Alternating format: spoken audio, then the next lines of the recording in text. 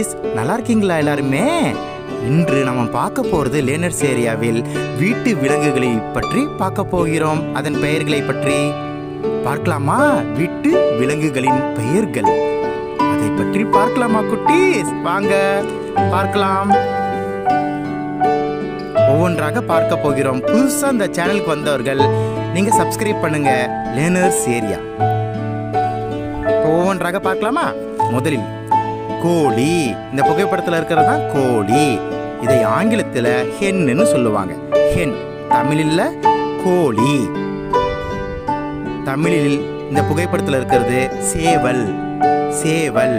ஆங்கிலத்தில் காக். காக். அடுத்ததாக வாத்து. வாத்து. ஆங்கிலத்தில் டக். டக். அடுத்ததாக தமிழில் ஆடு. இதுக்கு பெயர் ஆடு. ஆங்கிலத்தில் கோட். இங்கிலீஷ்ல என்னது? கோட். அடுத்ததாக குதிரை. குதிரை. ஆங்கிலத்தில் ஹார்ஸ். ஹார்ஸ். குழந்தைகளா, அடுத்தது பார்க்க போறது பசுமாடை பத்தி. பசுமாடு. ஆங்கிலத்துல பசுமாட்டுக்கு கவு. கவுன்னு சொல்றாங்க. ஆமா குட்டீஸ், இந்த மாட்டுக்கு பேரு காளை மாடு. காளை மாடு. ஆங்கிலத்துல புல். புல். புல். அடுத்ததாக குட்டீஸ் எருமை மாடு. இந்த புகைப்படத்தில் இருக்கக்கூடிய மாடு பேரு எருமை மாடு. ஆங்கிலத்துல பஃபலோ. பஃபலோ.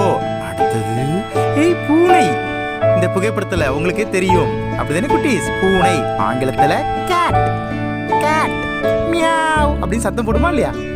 அடுத்தது கழுதை. கழுதை. இதுக்கு ஆங்கிலத்துல டாங்கின்னு சொல்லுவாங்க. கழுதைக்கு ஆங்கிலத்துல டாங்கி. தமிழ்ல கழுதை. தமிழ்ல இந்த புகைப்படத்துல இருக்கிறது நீங்களே சொல்ல முடியும். நாய். ஆங்கிலத்துல டாக்.